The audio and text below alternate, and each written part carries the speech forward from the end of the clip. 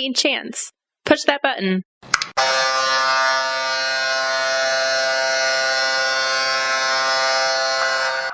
Welcome to the Fortress Files podcast.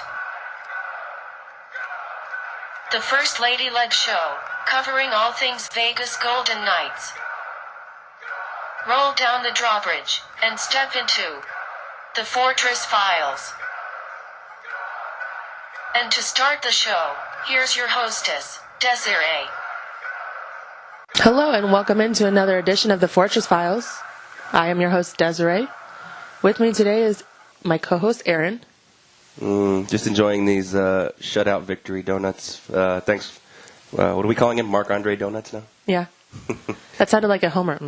Yeah. We missed the first one when Colorado came into town and lost 7-0. I didn't get my my Krispy Kremes, but I woke up early this morning and made the trek out to Martin Luther King Boulevard and Craig Road, and they were very friendly. We had 2 ticket stubs, 2 dozen glazed donuts, but their fountain machine was broken, so I was not able to get a drink. So, all in all, 2 out of 3 ain't bad. Was there anybody else in line? There were. I don't know if they were handing out ticket stubs, but I asked. I said, what's the stipulations with the Vegas Golden Knights promotion? He said you get, a dozen free glazed donuts. I didn't know if it was a mix and match, so I wanted to make sure before I just started going, picking off the board. Eeny, meeny, miny, moe. Yeah. I saw the cream filled. I'm like, thanks, Mark. And then they said, no, it's just a dozen glazed, which, the price is right. I'm not hating. Oh, yeah. Plain glazed donuts are just as good. Yeah, exactly. So I'm going to grab my second one here. So it's delicious. So it's either O for no goals or O for Ovechkin. Either way, it's salty and delicious. So, this is the end of a 5-game homestand, and what are we, 4-0-1 on that? That's pretty impressive. Yep, and capped it off with donuts. We've actually been to almost every. Well, actually, I've been to 4 out of the 5, and you've been to all 5. Mm-hmm. That's correct. So, I'm sorry. That probably doesn't make for good podcast material, but the donuts are delicious. Well, we have a lot to talk about in these past 2 weeks of games since we've been to all of them. We're going to go all the way back to Tuesday the 12th. And that was the Carolina Hurricanes and the Golden Knights.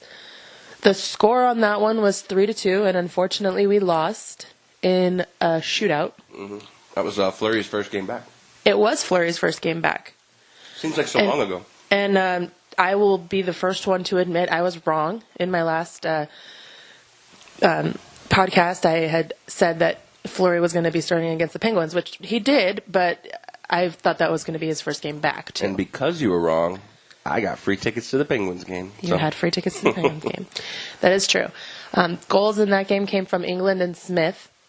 We went 5 rounds in a shootout, and Smith had the shootout goal, but Fleury let 2 in the net from Carolina, so unfortunately we lost that one. Mm-hmm. But yeah, that was his first game back after being off for 2 months with a concussion. He looked a little bit off. He looked fantastic in that game with the exception of the shootout goals. He looked fantastic in the last 4. Well, I think he's getting a little bit better each game. The next game was on Thursday, December 14th against the Pittsburgh Penguins. That one was a 1-2 score, and we won.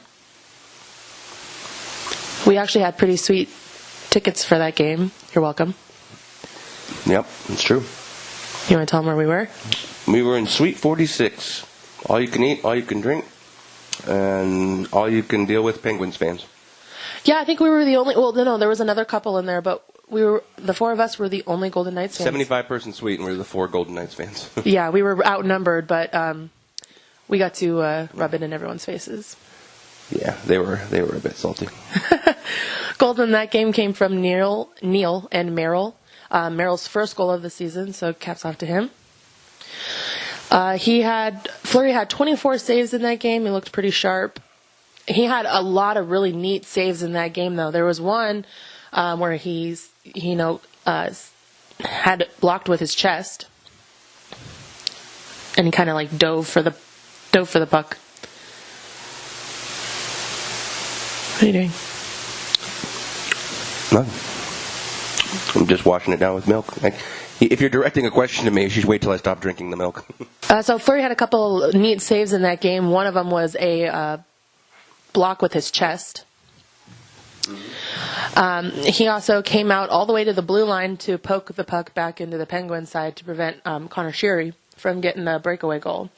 So that was pretty cool too. When we saw him, flying up halfway down the ice, and we're like, "Where's he going?" Every time goalie leaves the net, I know you get a little nervous. Yeah, I don't like it. Liking it back to your Ben Bishop days. Yep, he's very bad. Very bad about that. He likes to play the puck too much. And I feel like Fleury's starting to get that way with these past couple games. We've watched him come around the net and play the puck. He's smart. He knows what he's doing. He makes calculated decisions and moves. When you've been in the league 14 years, you tend to know where your stance is on those 50-50 pucks, and you tend to lead more towards the 70-30 that Fleury is going to take care of it. On those rare occasions that something happens like with Bishop, it's a very rare play. It's still the right move a lot of the time. So, but it's definitely a. I don't know how to put it. It's not a bad move by Fleury, even though it gives the fans a little bit of a fear. Anxiety. I wouldn't worry about it too much. No, he knows what he's doing. I did read a lot of articles from that game, and the best description I found came from the Review Journal, and they called that game sensational. And I just wanted to put that out there. That game was sensational. It was amazing to be there in that atmosphere with all those Penguins fans and walk out with the win against Fleury's former team.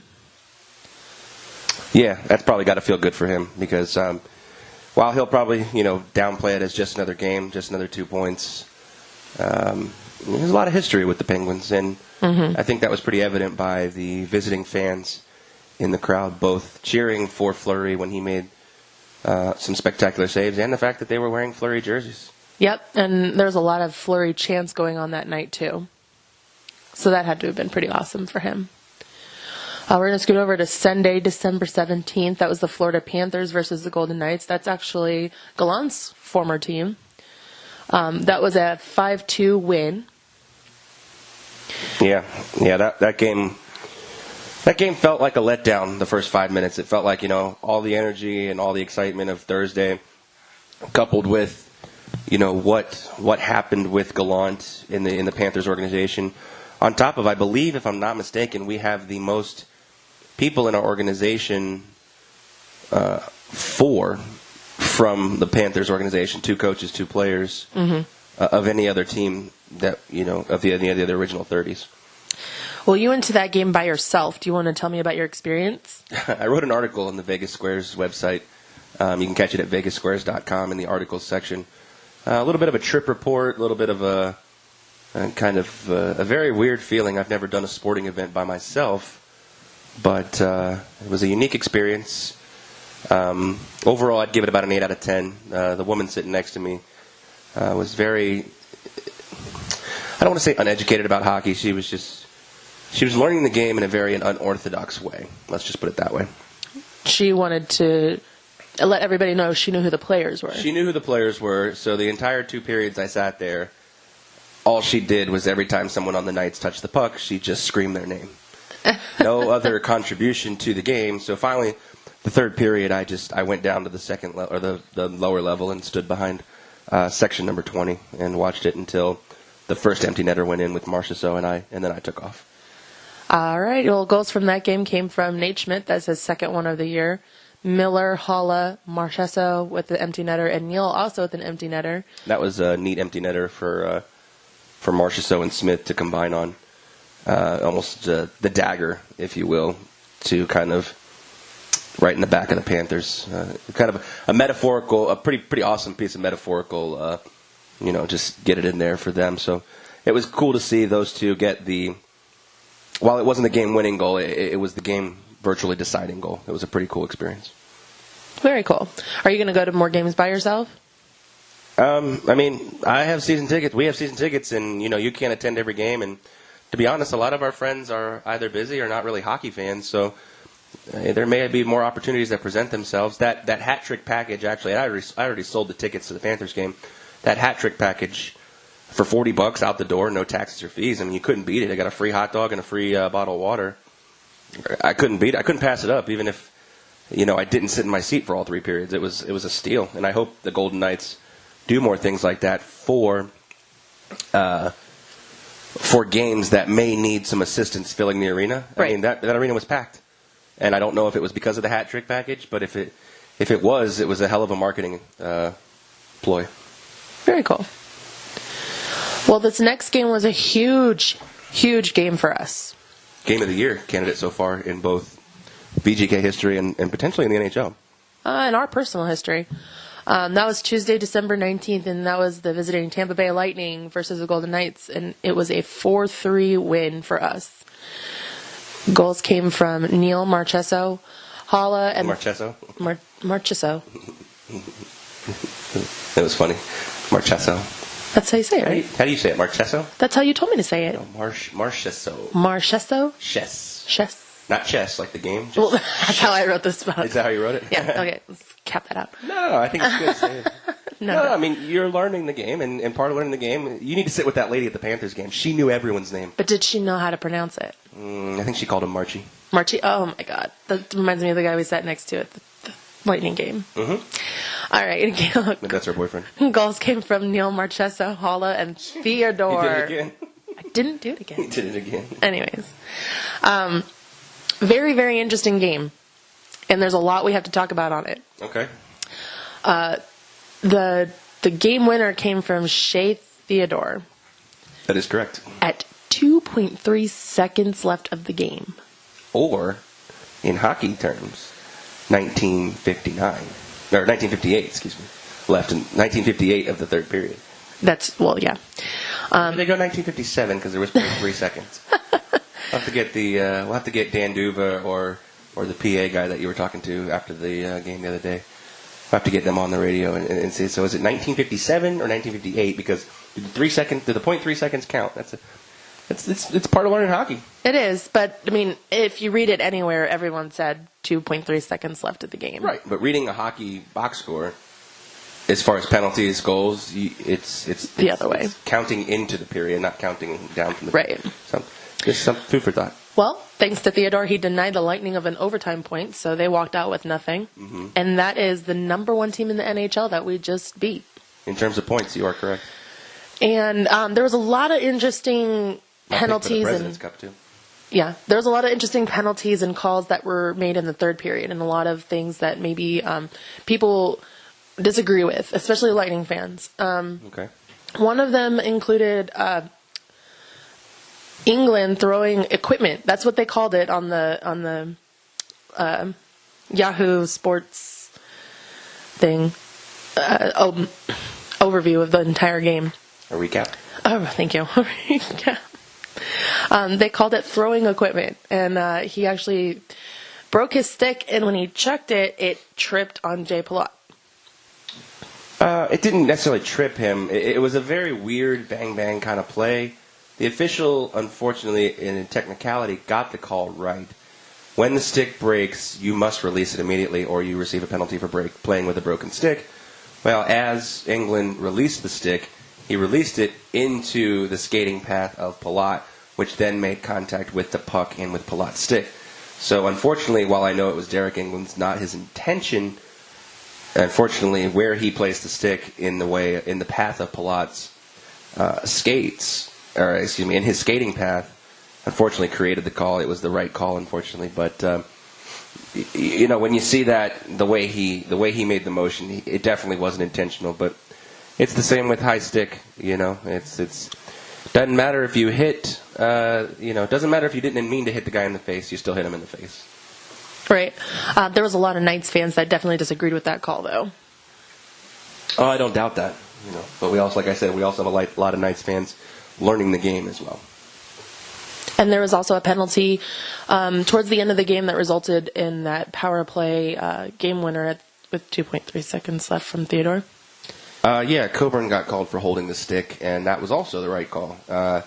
Depending on who you ask, like I said, Stamkos was interviewed after the game, disagreed with the call because of the magnitude of it, kind of almost the refs placing the game, not in the hands of the players, but placing the game in the hands of the officials. But at the same time, Coburn did hold the stick. It was clear and evident. The officials got it right, and it ended up being what decided the game. The power play at the end. And Vasilevsky's got to make that save at the end, though. Yeah, that was a little bit of a soft goal. It happened right in front of us. That was really cool, though. And it was also pretty cool because we were wearing Lightning jerseys.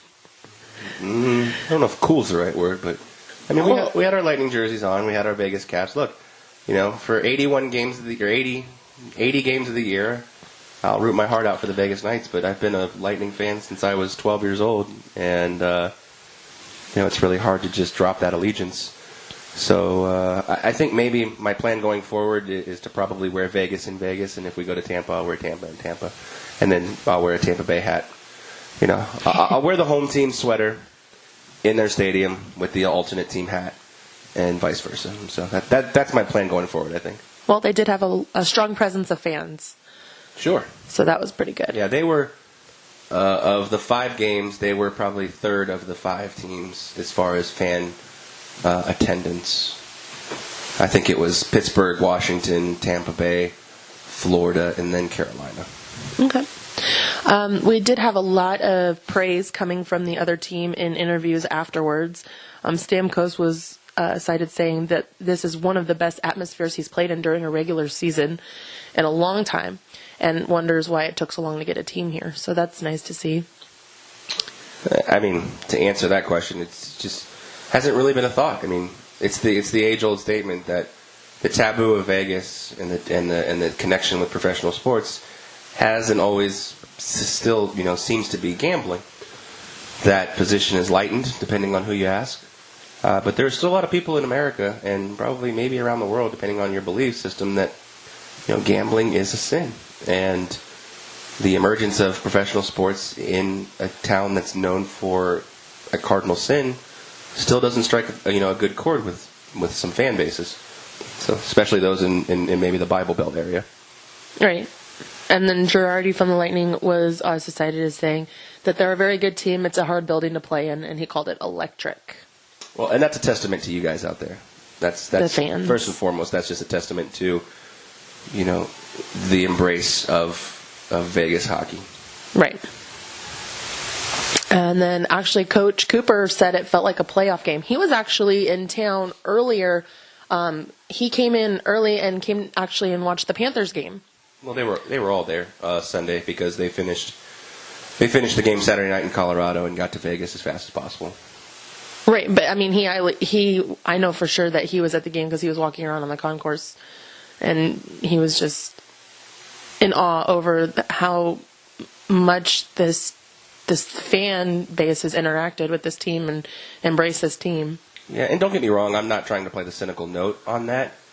But, I mean, I'm pretty sure the NHL has told the other 30 franchises, look, we need this to work. So yeah. You really don't have to have anything bad to say about this franchise. If you have nothing to say at all, if you have nothing nice to say, don't say anything. So, I mean, they're under a semi-gag order. And I'm not trying to poo-poo that because we do have a fantastic atmosphere.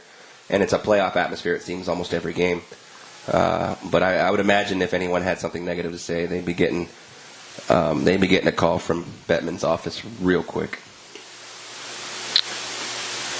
But Cooper may believe what he says, and I don't disagree with his assessment because it does. It feels like a playoff atmosphere every night. Yeah, it does feel like that. And something really interesting about that game is 6 out of the 7 goals were all power play goals, or were power play goals. All of the Knights' goals came from power plays, which. We haven't had a really good power play percentage this season so far. We're more on the good side for the penalty kill, but I hope that boosted our percentage a little bit there with those 4 goals. Yeah, I'm sure it did. I mean, both the power play and the penalty kill haven't been great this year, but to have a game like that when you need it the most is really what's clutch about this team, and I'm sure Gallant's not going to complain one bit about the night they had on the ice. All right.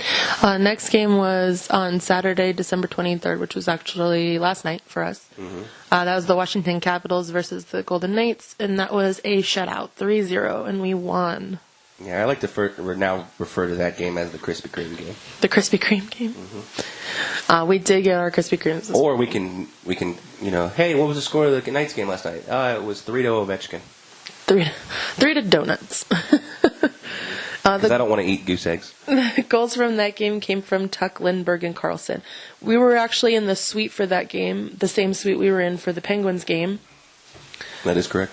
And all the goals happened on the other side, so we didn't get to see any of them. Yeah, 3 goals in the first period, and that was the extent of the scoring. Yep. But that's okay. I mean, you take the win however you can get it. Fleury had his first career shutout with the Golden Knights in that game. 45th overall. Impressive. It's a lot, Over 14 years, I mean, you're averaging, a top-flight goalie averages 2 to 4 shutouts a game, or a season, excuse me. And over a 13-14-year career for 45 shutouts, he's actually averaging almost 4 a year, which is pretty impressive. Considering there were a lot of years where he was, or not a lot, but a few years backing up Murray there where he wasn't the starting goaltender, to still post, those kind of numbers is Hall of Fame worthy. Yeah. And I know he's not going to go in the Hall of Fame as a Golden Knight, but he'll still have his contributions as a Golden Knight will still be remembered when he's in the Hall of Fame in Toronto. Well, there was a huge presence of Capitals fans in that game. Partly because there was a group called the Caps Road Crew that came into town with 125 Capitals fans. It's pretty impressive. And from the Caps Road Crew, we met with Sam during one of the intermissions and asked him to come on board. So now we have Sam here with us. Thank you, Sam, for calling in. Oh, sure, no problem. We saw that you guys were at practice the other day, and everybody had a cutout of Nate Schmidt's face on him. Yes. Whose idea was that? So, we knew when we came to Vegas we were going to have to see Nate Schmidt and, find a way to let him know that we're still missing him.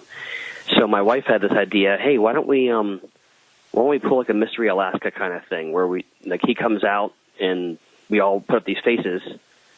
And I was like, that's a brilliant idea. I work at a place where we can print these and cut them and make them all perfect. So it was her idea and my execution. I found a nice photo online, an old photo of him when he had poofy hair up top from an interview he gave on the concourse at Verizon Center. It was like a post-game interview with one of the guys from Comcast Sportsnet. So I found the picture, I blew it up all big, printed out 30 of them on hard cardstock with little eye holes. Went to Michael's, bought some craft sticks and some double-sided tape, threw them together in the hotel room when I got here, and then gave them all to the Caps fans who came with us to practice on Friday. That was great to see. What was his reaction to it when he saw all you guys? I'm pretty sure he was rocking the red. He was smiling like Nate does, widest grin you've seen, and he was amused. His fellow players seemed kind of confused at first, and actually, when Neil skated by, he kind of got this look on his face, like he was worried or scared. So that was kind of fun. But no, Nate was really into it. He gave an interview in the locker room after the practice, where he'd mentioned that he'd be going up to start a drill and get all distracted because he looks up and sees 30 of him in the stands. Right. So it was kind of jarring seeing his own face replicated that many times. So it was fun. I mean, he was a good sport about it. And he came out and joined us for a group photo after the practice, so that was really cool. Oh, that's fantastic. Yeah. Very cool. Well, we want to know a little bit about how you guys started. So if you could briefly just tell me, how did you guys form? So the road crew, as most good ideas, began as a bar bet. My friend Jay Brook, he was the founder of the crew. Him and some friends kind of had this challenge amongst him and his sport fan friends to see who could go to all 30 NHL arenas. And he also was kind of given the impetus because in D.C., it being a transient city with a lot of fans from other places, and it being in such close proximity to other NHL cities like Philly and Pittsburgh and New York, our building was always being invaded by large numbers of visiting fans. So it kind of became a confluence of, well, we want to go see all the arenas, and see if we can make this happen. And also, wouldn't it be great if we could take a large group with us on the road? Right. So in the year 2000, him and a bunch of his friends got together, took a trip to Montreal. There was like 6 or 8 of them, and they had such a great time. They said, "Oh, we got to do this and like do it right." So and that same season, he got in touch with the Carolina Hurricanes, was able to get a large block of seats, chartered a bus, and we and threw it out there onto the Capitals message boards, which at the time, I mean, this is, Web 1.0, so we're talking very, very basic, very primitive kind of message boards, but I mean, that's where everyone got together to discuss hockey and everything else. Mm-hmm. So he chartered a bus, about 50 people got together, joined him, my wife and I were among those people. Took the bus down to Carolina, saw a fantastic win by the Caps, rode back, and it was just like an amazing event. And then later that same season, he did it again. And then the season after that, like, he had a website set up and had photos from the trips. And, at the beginning of each season, he would get the schedule as soon as it came out and look at it and say, okay, well, what could we do as a trip? What are weekend games that we can all get together? Mm-hmm. And so it kind of branched out from there. There was usually an annual Carolina trip because it's only about 5 hours away by bus. And when you have old Caps games and hockey-related movies you can watch on the TVs on the bus, we had old VHS tapes we would put on the bus. It made the trip a lot shorter. He also, over the years, had gotten a lot of signed sticks and pucks and, hats and stuff, just things he collected over the years, and he was trying to kind of pare down his personal belongings, so we'd bring him along and give him away as door prizes. We'd hand out tickets, and so it just kind of ballooned from there, and we added other cities to our destinations. There were bus trips to New York Rangers and to the New York Islanders and to Pittsburgh and Carolina, and then also it gets your own butt there trips. Instead of providing transportation, he would just get a group of seats in other cities. So we'd branch out, go to Columbus or Detroit, or So it was all started basically by a bunch of guys challenging each other to go to all the cities, and then also, hey, let's do this as a group and see how many fans would be into doing this with us. Yeah, and that leads me to the question I was going to ask you is, as you have expanded the Caps Road crew, are you noticing the bulk of your fans more than likely are from D.C., but are you noticing fans from all over the country coming to these coordinated events? Just doing some research, I've seen guys, in your Caps Road crew from places all the way down to San Diego, California. I mean, as you've expanded, have you seen more and more Caps fans emerge from across the country and probably in parts of Canada as well?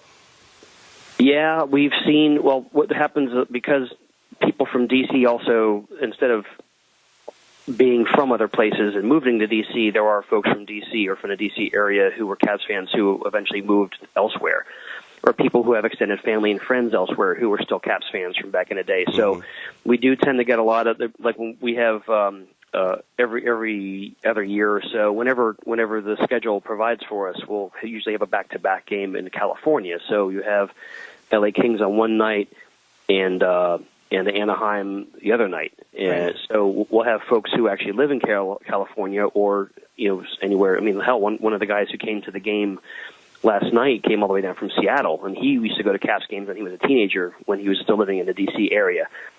But yeah, we do see a lot of people who are local. There's folks in Ohio who are from the D.C. area. They come to the Columbus games and to like the Chicago games and that kind of thing because it's a shorter distance for them to get there than it is to come all the way home for a game. And because we get the group seats, it's a slightly discounted rate, so we're able to pass those savings on along to our guests. And roughly how many games do you guys make an attempt to when you see the schedule come out now, being as far developed as your crew is? I mean, what's a good number of road estimated games you guys plan to try to attend? It varies based on the season. It varies based on how the NHL schedule works out. We have to find a good weekend where people will be able to get off work on a Tuesday or Wednesday. They wouldn't have to on a Saturday. But generally between 8 and 10 a season. Some years are more lean. This year I think we're only doing like 5 or 6. I haven't memorized the schedule, but it all depends on what we're given. Literally the day the schedule comes out, which used to be like around like August. Now it's in July.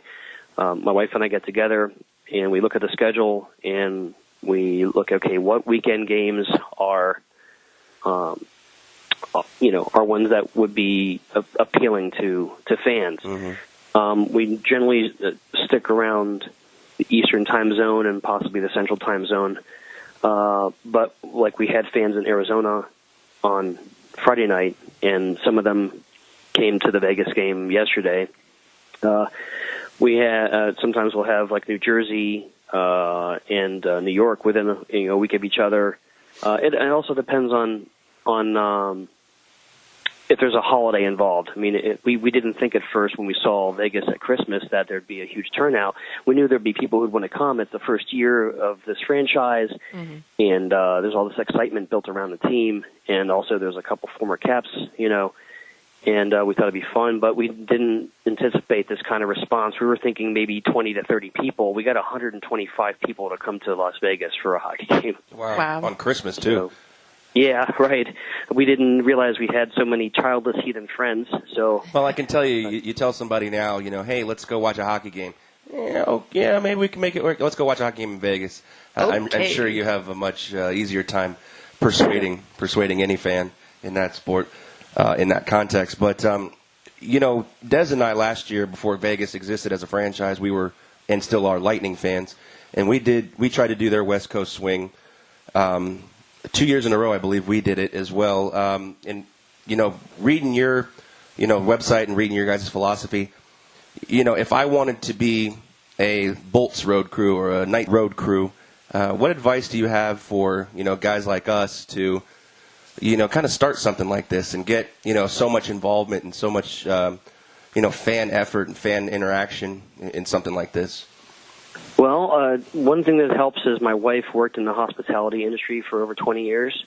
She was a waitress and a bartender and did private parties on Capitol Hill for congressmen and lobbyists. So she's mm-hmm. used to providing really good service and knows how to communicate well with providers of said service. So one thing you got to do is, one, make sure you have a little bit of income to set aside because you do have to pay for these seats up front. Sure. Look at the schedule. When the NHL schedule comes out in the summer, look at it, just plan ahead. Part of the problem you run into if you're not used to doing this on a regular schedule is if you wait too long, a lot of the seats are either gone or you can't find a large block together where you want to sit. We definitely prefer to sit downstairs when we go to games because then the players can see us and hear us better. Mm-hmm.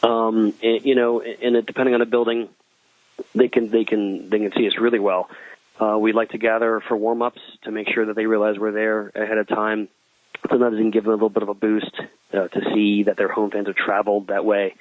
What's funny is it used to be because the Caps were kind of a mediocre to middling team, never really much anything special going on. I mean, they made the playoffs every year, but the Penguins would kill them. Right. So we would have a lot of weekend games away, which helped us out because we could get more people to come. Since the Caps won the pick in 2005 and got Ovechkin in that draft, now a lot of the other teams see us as a way to bolster their sales on weekdays. Mm-hmm. So we see a lot of Tuesday and Wednesday night games, which it makes it a lot harder for us to get to the destinations we'd like to go to. Mm-hmm. It's just a matter of looking at the schedule and seeing what's available. And word of mouth works really well. We do get some amazing support from the broadcast team. John Walton, who's the voice of the Caps on the radio network at home, will mention us if he knows we're there. Joe Beninati and Craig Laughlin, the play-by-play and color analysts for the Caps at home, they're very helpful with spreading the word as well. And just with fans around the building. I mean, if people know that you're organizing a trip and it's something that they're interested in, the word of mouth will spread. I mean, that's basically where most of our guests hear about us, is from other fans saying, "Oh, you want to go to this game? The road crew, they're amazing. Go with them." Mm-hmm. We always get really good seats. And we always get them mostly together. Like that last night, there was 125 of us, but we were split over 3 sections, but they were all adjacent to each other. So you guys are pretty prevalent. Yeah, 19, 20, and 1. There was just a sea of red along the last 5-6 rows of those sections. I mean, if we can, we always try to sit together. You definitely want to get on it. Like when the group sales go into effect, the first day of group sales for any team, what you do is you get in touch with them and you find out how many seats you can get together. Usually most teams have a minimum quantity. It's around 20 for most teams.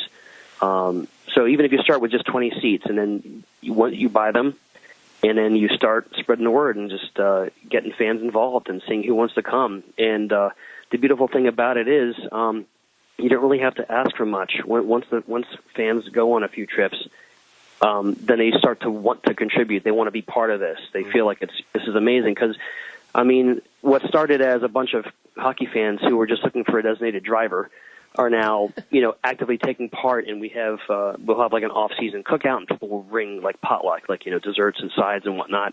We come on the bus trips, we tailgate at Carolina, and places that have like large parking lots, you can tailgate before the game. People will bring all kinds of provisions to help us with, drinks and stuff. When we go on bus trips, we bring a cooler that we stock with sodas and stuff, and we bring a second cooler that's empty that people, if they're bringing their own beer or whatever, they can put in there. We have movies to show on the bus. We do the giveaways.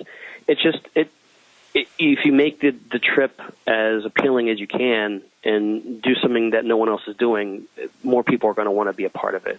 Yeah. And we run into issues where we have a wait list now. I mean, we'll throw it out there too. We have we actually signed up for a mailing list a couple of years ago, so there's subscribers who can, get all the news ahead of time. Mm-hmm. Everything we give to them, we do put out to the general public later, but the subscribers get the news first. And so we'll wind up with all the seats being claimed within, a few days, and then we have a waiting list, and then, we work out the waiting list once our plans either are solidified or fall through. It's all up to them, but.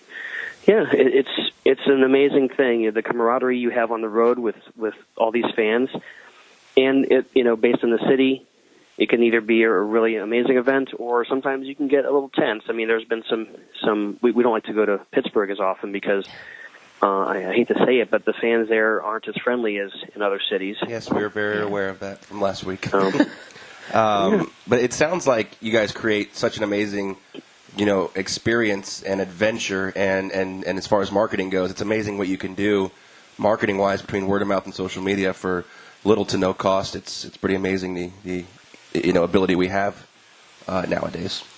Mm-hmm. So how have the last 72 hours been since you've been in Vegas?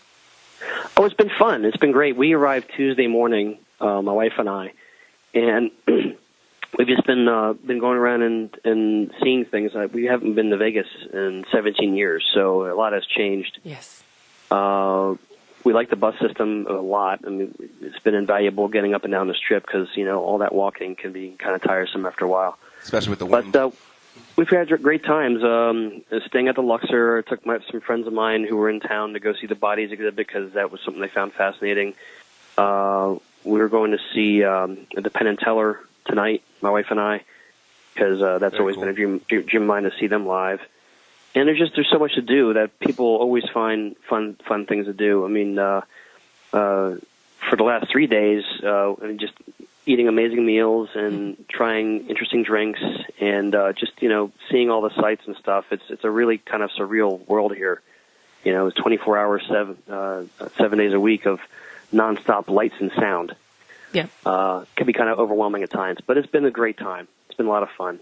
That's the great thing about Vegas. It's what you make it. If you want to go hard, you're more than welcome to, but, pacing yourself is key and ideal. Now, let me ask you, obviously, last night's the score didn't reflect, what you wanted to see, but talk about, your experience inside T-Mobile Arena and an expansion franchise's, attempt at creating, a hockey game experience that's fun for all ages. I feel like they've nailed it. Absolutely 100% nailed it. The fan involvement at last night's game was, I'm actually kind of envious because everyone's into it. Everyone's excited. I love how the team has been embraced by the community and how the community has been embraced by the team, especially in light of the tragic events in October. Mm-hmm. It's always hard thing to live through something like that. But the fact that, people's strengths come together and all the support is there. And I got to say it, the Knights came in at just the right time. There's no other professional team in the town. I mean, you've got UNLV, and that's it.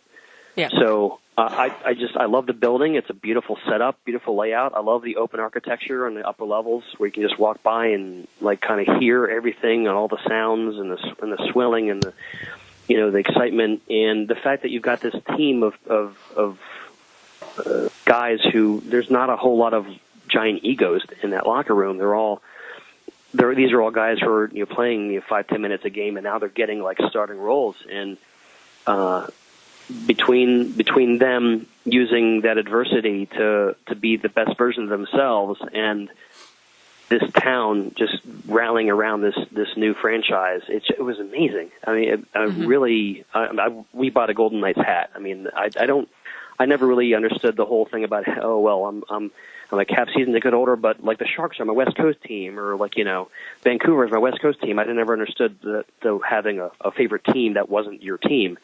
And I got to say, the Knights are my second favorite team now. Just seeing how they outwork their opposition, nonstop effort, 110%. Everybody gives their all. No one gives up on the plays. Their sticks were in every lane. The Caps couldn't complete a pass to save their lives yesterday. Mm-hmm. And we've seen bad games on the road. I mean, we've gone to so many road games over the years, dozens of them. And there's been wins and losses. Last night just felt like it was like a JV team going up against an NFL team. It felt that lopsided. And I know the Caps are trying their best. Maybe they were a little nervous. I know they played the night before. We were kind of hoping, because the other two regulation losses that Vegas has had at home were playing a team who was on the second half of a back-to-back, and we're like, well, maybe, and unfortunately, didn't go that way. But I'm really impressed with the building, with the fan base, and all the fans in the neighborhood have been really pleasant to us. After the loss last night, a small group of us went out to dinner, and a guy came over and offered to buy us consolation drinks. It was really cool. So cool. So yeah, it's been a fabulous experience for us. That's good. We're glad to hear it, because we don't want to develop a bad reputation, and so far we've had more positive than negative in my experiences. And Desiree's got one more question, but I just had a quick. What is I'm assuming I know the answer, but when the national anthem's playing, the symbolism of the O, I'm assuming, is Ovechkin? No, that's a throwback to the Baltimore Orioles.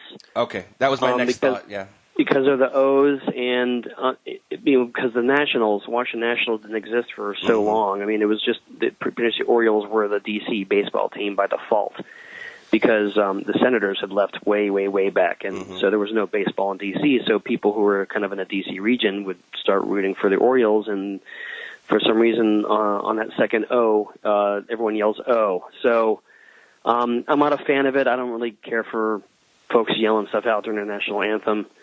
But the red thing kind of started and became a thing after the Caps went from their old colors that they wore between, say, 97 and 2008. They went back to red. And then they started Rockets Red Glare. And then, of course, you guys yelled Night, so that was kind of funny. Yeah. The Dallas Stars yell Stars. Yep. So, but yeah, it's an Orioles thing. Gotcha. Okay, well, I actually had two questions. One of them I just thought of. How did it feel last night to see Nate playing for us? It's always hard when you have a favorite player who leaves. I remember seeing Peter Bondra when he first played for the Ottawa Senators after he got traded by George McPhee during the fire sale before the lockout of 2004. And it is difficult to see someone that you used to root for. It's kind of hard to root against them. And I mean, right. We'd see him doing that Schmitty the Elf bit before the game on the Jumbotron, and we were just amused as hell. I mean, it was so much fun. It's great that he's getting the kind of attention because he just has that attitude, and he's just such a great sense of humor, and always seems happy. And it's nice to have someone like that on your team. It was, it's hard to watch him play for someone else, but we're happy that he's happy. and that he's doing so well. Well, we really enjoy him here, and he is a great big ball of sunshine for all of us. Oh yeah. With his I goofy love how smile. one of those late night shows, Jimmy Fallon does those sports superlatives, Yeah. and they had Nate Schmidt come on, and he was most likely to puke rainbows when he opens his mouth. That sounds accurate. That's a pretty good assessment of him. Yeah. All right. Well, one last question before we let you go. Do we have you guys penciled in for next year to come back to Vegas for another road trip game? I imagine if it's on a weekend, it'll happen. If it's a Saturday night game, even possibly Friday night if people can get off of work. I mean, I'm sure there were a lot more people who would have wanted to come this year, but because it was the holidays, because Christmas is right here, people have familial obligations. But yes, I would say 9 out of 10 because it's Vegas, baby. Right. You know, and even if you don't go for gambling, even if you don't go for drinking, there's entertainment to be had. There's sights to be seen. You can go shopping for M&Ms. They got every color that was ever invented. So, Yeah. you know, there's plenty to do, and I think this is going to have to be a regular stop for us whenever the schedule permits. Well, Sam, thanks to the Caps Road Crew. You guys had a fantastic turnout yesterday's game, and we obviously hope to see you next year, and hopefully we'll stay in touch. And we can do this again next time Ovi and the Caps are in town. Fantastic. Thanks so much for having me. No problem. Enjoy Penn and Teller. You'll love it. Oh, yes. Thank you very much. Yeah, I look forward to it. Thanks, Caps Road Crew, for coming into town. Yeah, it's a pretty neat experience. You know, it's amazing what you can find out, what people have been doing on social media. You know, I didn't know they existed until 48 hours ago when we were sitting in City National Arena. You know, and they've got 50 Nate Schmidt's plastered to their face. Yeah. So, learn something new every day. Yeah, it would be nice to get one going in Vegas. Yeah. Maybe someday. Speaking of nice to get one going, I tell you what, it'd be nice to get Brendan Leipzig going. What did he rank 3 off the post last night? 5 shots on goal last night. Right, but it seemed like I think he rang 1 or 2 off the post. He was so close this time. He'll get there. But he is still goalless. He's had 13 shots on goals over the last 5 games that we just gave recaps for. And a lot of really good opportunities that just haven't come through yet for him. But he looked good, and everyone was cheering him on last night. Yep, I got my Leipzig jersey in the mail the other day, so I'm excited to wear it to the next game. I hope you wear it and he scores in that game. It'll be sweet. I really thought he was close last night. I think I want to get it signed by him and frame it, but I want to get it signed by him with the date of his first goal, because I think, I'll have to check the research on it, but I think it would be his first goal in the NHL.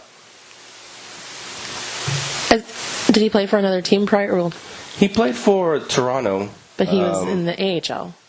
He had a cup of coffee.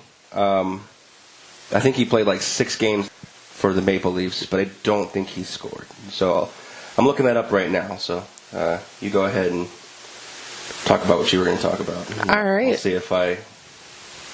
He did have a goal for Toronto in 2015. So I stand corrected. He does have 1 goal. So that's right. I still want to get it signed with the date of his first Vegas goal. Right.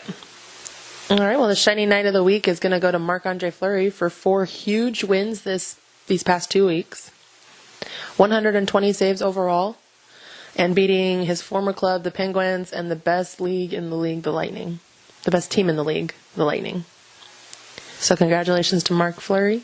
You are the shining night of my week. Who's this Marc Fleury guy? I don't know that guy. Oh, Marc-Andre Donuts. Mm-hmm. Marc-Andre Donuts. And we're still eating our donuts. I'm donutted out. You should take those somewhere else. I've had 6. Oh my goodness. That was probably 4 too many. I had 1. Well, we have 24 of them, so I just didn't pace myself. It's like when we went to Texas de Brazil that day. What was the one thing I told you to do? Don't fill up on the salad bar. Don't fill up on the salad bar and pace yourself. And you listened to nothing I said. And I had a hard time getting the rest of that meat down. That's what she said. Oh, I set myself up for that one. Just little tidbits. The Knights ended up delivering all the toys that they collected at the Hurricanes game to the Children's Hospital of Nevada at UMC this past week. So all the kids that are in the hospital for Christmas will have toys to play with. So thank you, Golden Knights. Thank you, Las Vegas, for donating the toys. It's pretty awesome. Give yourself a self-clap there. I know that we brought a couple to the... What game was that, the Hurricane game? The Hurricanes, yep. We did bring them some little Lego sets. Yep.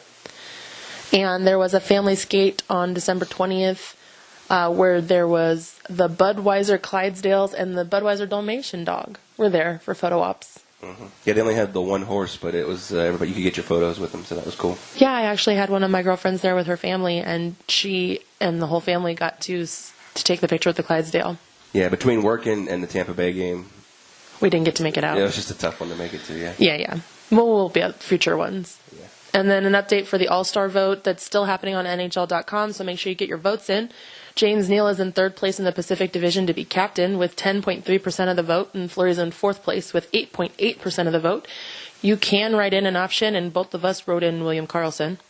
Write in Wild Bill. Yep. Hashtag Write in Wild Bill. That ends January 1st, so hurry up because you've got 1 week left. NHL.com. I have a question. Oh, pick me. Yes, you.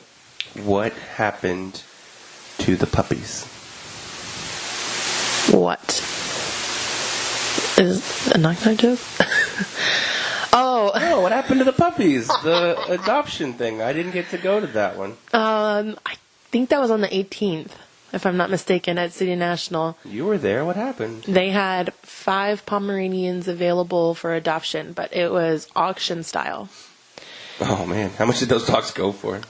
The one that I sat in for went for $1,600. Jesus. And that was a little black Pomeranian. There was also 15 other ones there that you were able to claim like a raffle style ticket for. It was like a raffle, and if they drew your number, you were able to pick one of those dogs. And then there's 140 more still at the Animal Foundation.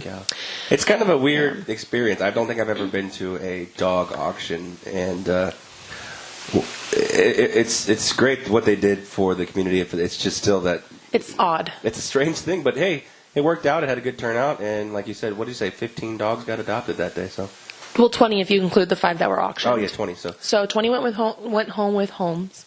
Let's hope the Vegas Knight fans head out to the shelter and start picking up little Leipzig and little Schmitty and Bellies, little Gerard Gallant and Belly and Marchies and what else you got? Riles and Ingies, Engos or not Engos, Eeks, yeah, Gallants, McPhee. I'm gonna call my dog McPhee. We already have one named Stanley. Why not? Well, we have Stanley after Stanley Cup and Camille after Cam Neely. So, yeah, why not a third? Not a Pomeranian. Anyways. Thanks for tuning in to another edition of the Fortress Files. We'll see you next week.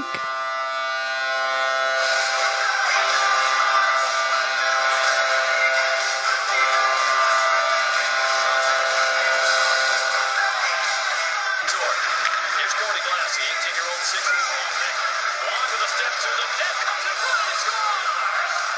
Tyler Long, a backhand! He goes short side on the power play, and the first goal in Golden Knights history here in the exhibition season goes to Tyler Long.